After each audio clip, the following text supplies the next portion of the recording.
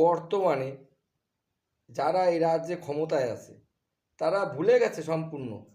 আর এই দলের মাথায় যে বসে আছে ভাইপো বাবু, সে তো কিছু জানে না। সিপিএমের অত্যাচারের কথা জানে, সে দেখেছে।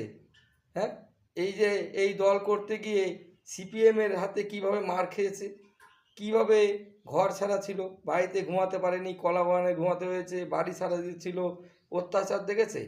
হ্যাঁ, এই কর্মীদের গায়ে এখনও সিপিএমের সেই কচার বাড়ি দাগ এখনও আছে।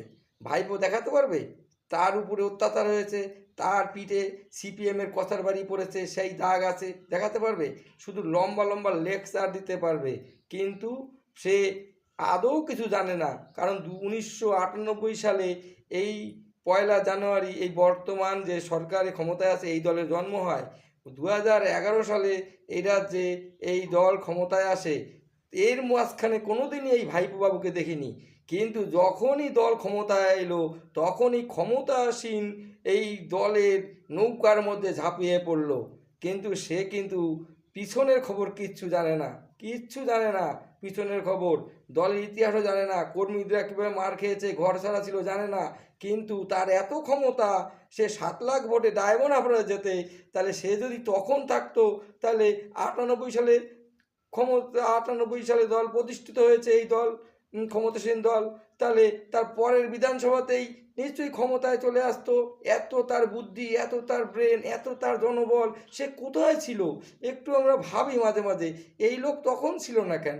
আজকে এই সুসময়ে এসে এসে সে লেকচার মারছে, দুর্দিনের লোকগুলোকে সে খুঁজে পায় না। আর এখন যারা এই দল করতেছে তারা তো সিপিএম করতো বেশিরভাগ। তারা কজন এই সেই সময় এই দল করতো? হ্যাঁ, এই দল করতো, ক্ষমতাসীন দলের এই দল করতো, তখন করতো না। যারা নাকি সেই সময় দল করতো তারা কিন্তু সেই সব লোকদের এখন আর খুঁজে পাওয়া যায় না।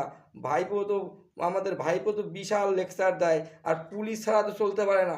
পুলিশ ছাড়া চলতে পারতো যদি এই সিপিএম পিরিয়ডে যদি সে দল করতো, তাহলে পুলিশ ছাড়া চলতো, তাহলে দরদ বুঝতো সাধারণ মানুষের। সে কোনো দরদই বোঝে না।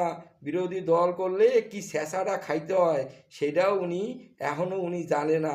যেদিন বিরোধী আসনে বইব গিয়া সেদিন বুঝতে পারবো যে বিরোধীরা কীভাবে মার খায় ক্ষমতাসীন দলের হাতে, সেদিন বুঝবো।